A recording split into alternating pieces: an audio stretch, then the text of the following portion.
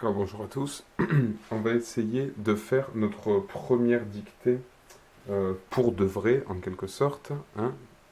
Je vais vous écrire des petites choses par ici, ça devrait vous aider à vous orienter un petit peu dans le texte. C'est le texte que vous avez reçu mardi dernier.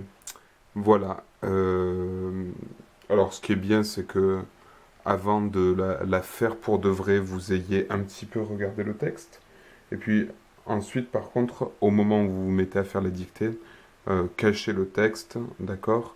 Et vous regarderez ensuite ce que ça donne de ce que vous avez pu faire. Voilà. Mais j'espère que vous êtes prêts. On va commencer. C'est parti. Alors, je vais vous lire en entier la première phrase et ensuite on fera par petits morceaux. Entre Marseille et Cassis s'élève un massif montagneux qu'on nomme, ouvrez les guillemets, les Calanques. Je la relis une fois. Entre Marseille et Cassis s'élève un massif montagneux qu'on nomme, ouvrez les guillemets, les Calanques. Alors, pour le nom des deux villes, vous avez Marseille et puis vous avez Cassis, voilà, qui sont deux noms propres, deux noms de villes.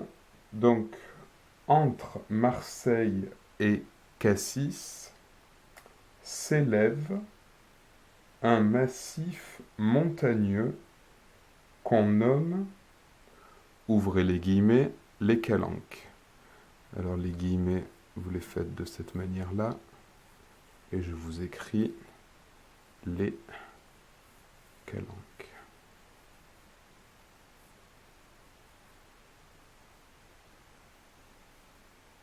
Et on ferme les guillemets. Voilà. Et donc c'est la fin de la première phrase. Entre Marseille et Cassis s'élève un massif montagneux qu'on nomme les Calanques. Point. Alors dans cette première phrase, il faut faire attention surtout à deux mots. Le premier, c'est le mot massif. D'accord? Donc, bien sûr, pour ma, il y a de problème pour personne. Et ensuite, voilà, il faut essayer de terminer pour bien écrire massif. Massif montagneux. Voilà, donc ce qui va nous intéresser dans montagneux, c'est le son gneux. D'accord? Donc on va voir comment vous vous en sortez pour écrire le massif montagneux. Un massif montagneux qu'on nomme les Calanques. Point. On va passer à la deuxième phrase. Je vous efface tout ça, et puis en plus, maintenant, vous pouvez revenir en arrière si jamais vous avez besoin. La deuxième phrase. De grandes criques s'ouvrent, virgule, bordées de hautes falaises blanches qui se jettent dans la mer.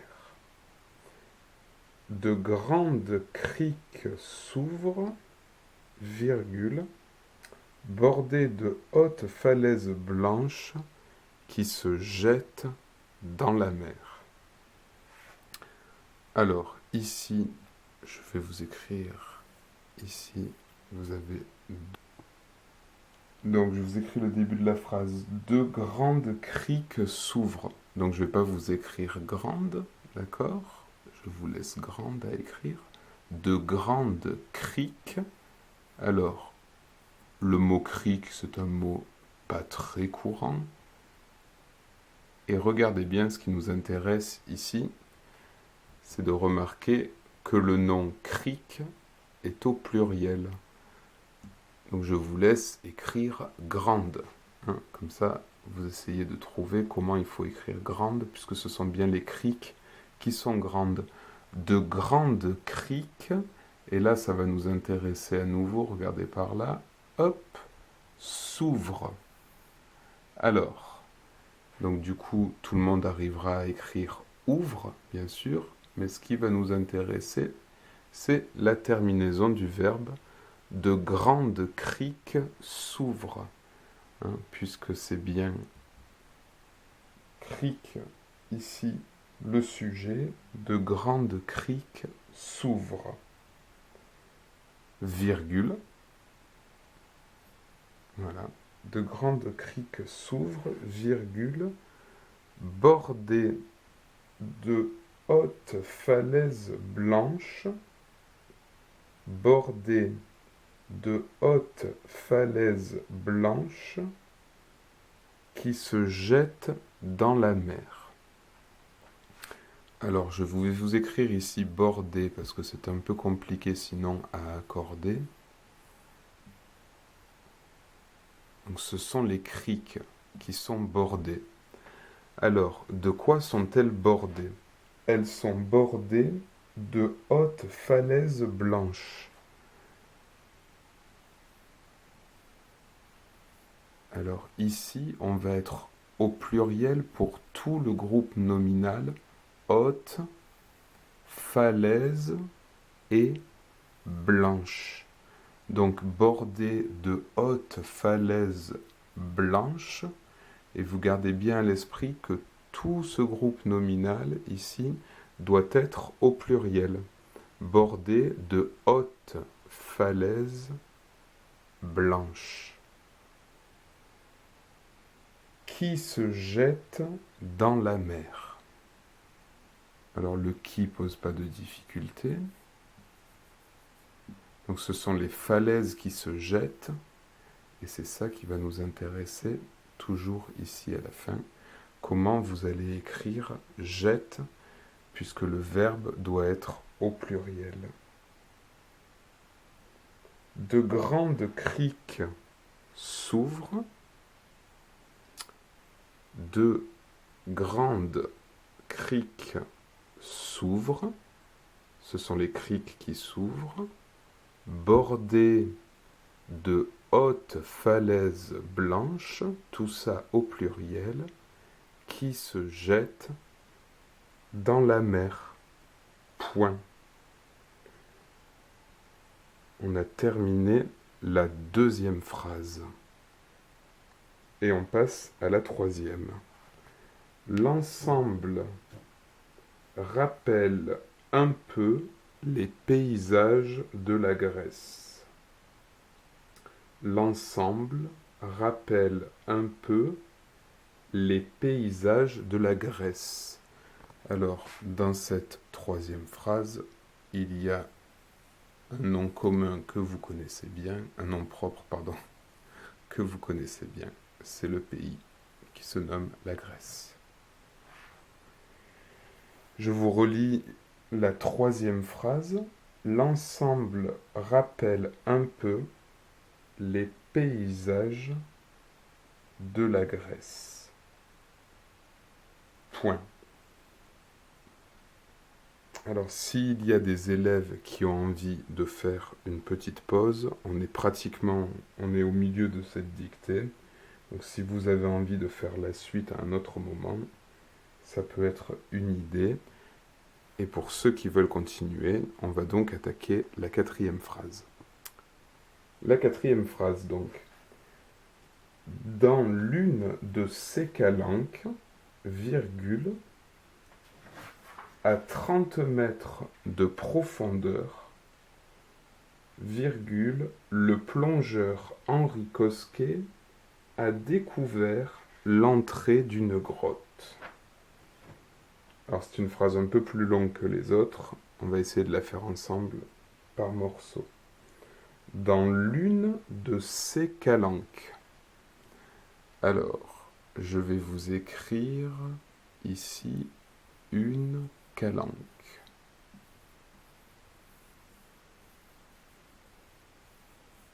Par contre, vous faites attention, dans votre texte, c'est pas une calanque, c'est bien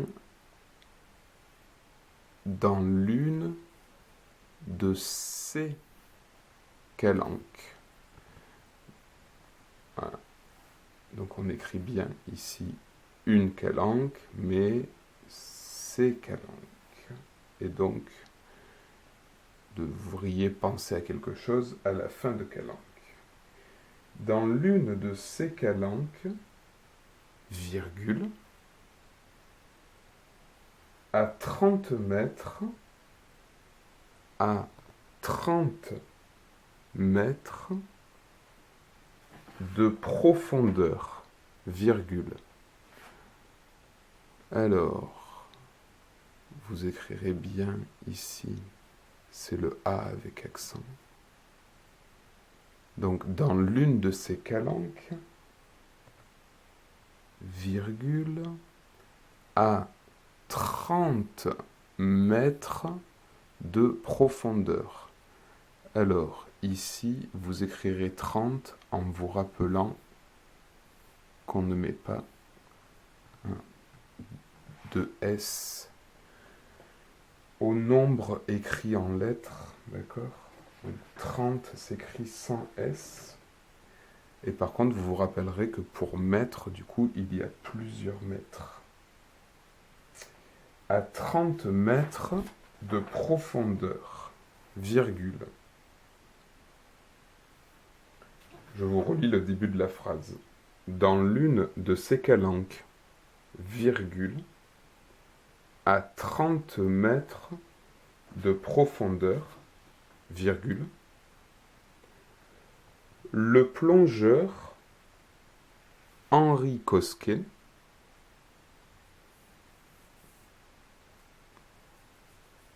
le plongeur Henri Cosquet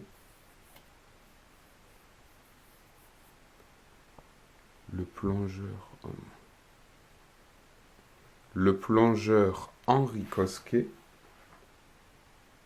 a découvert l'entrée d'une grotte.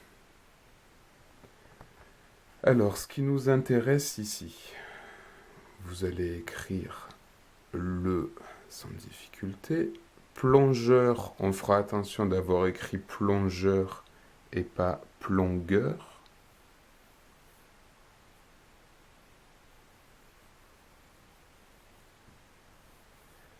Le plongeur Henri Cosquet. Et là, on va retrouver un petit peu nos aventures en termes de conjugaison, puisqu'il faut écrire a découvert. Il a découvert. Le plongeur Henri Cosquet a découvert l'entrée d'une grotte. Point. Je vais vous relire cette longue 4e phrase, que vous vérifiez que vous n'avez pas oublié trop de mots. Dans l'une de ces calanques, virgule, à 30 mètres de profondeur, virgule, le plongeur Henri Cosquet a découvert l'entrée d'une grotte. Point. Et on va lire ensemble la dernière phrase. Après avoir suivi un étroit passage sur 60 mètres, après avoir suivi un étroit passage sur 60 mètres, virgule. Je vous relis le début de la phrase. Après avoir suivi un étroit passage sur 60 mètres, virgule.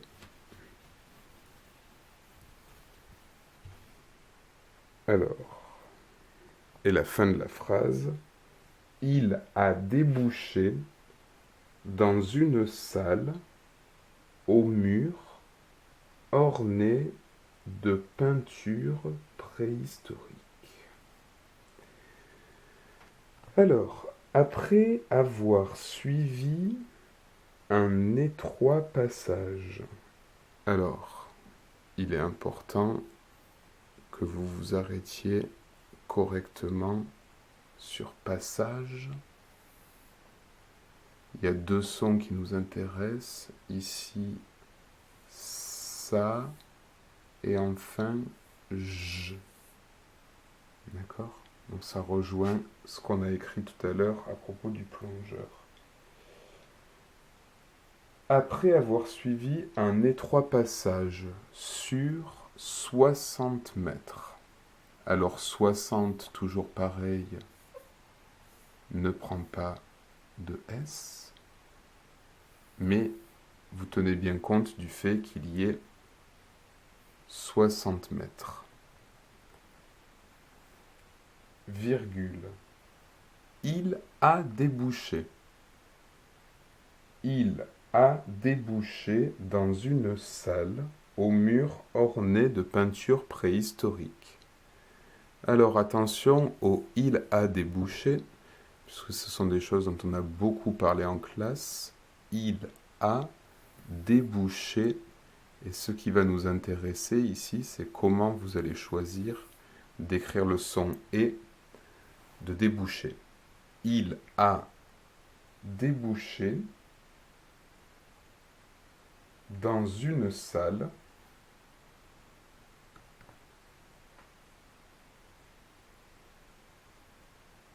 Alors, dans cette salle, il y avait plusieurs murs.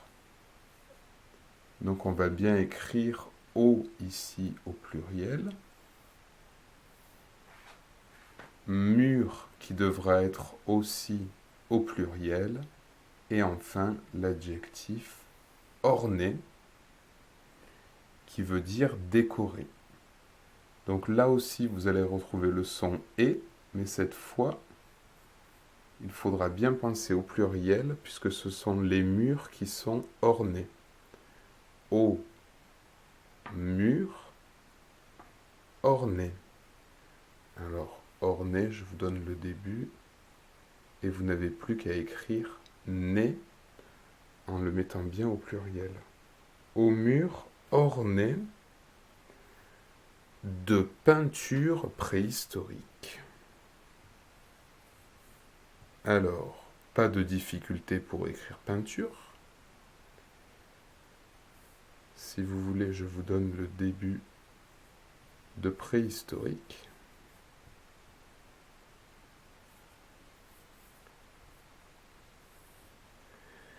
Et vous pensez bien qu'il y a plusieurs peintures préhistoriques. Donc sur la fin de cette dernière phrase, il y a beaucoup de questions de pluriel. Je vous relis la dernière phrase. Après avoir suivi un étroit passage sur 60 mètres, virgule, il a débouché dans une salle au mur orné de peintures préhistoriques. Point. Point final. Nous avons fini notre première dictée à distance. Eh bien, il serait convenable que vous preniez un tout petit peu de temps pour regarder ce que vous avez écrit. Vous trouverez sans doute tout seul des choses à corriger. Vous pouvez aussi refaire cette dictée à un autre moment, un jour suivant par exemple, et revenir ensuite vers la correction dont vous disposez. Merci.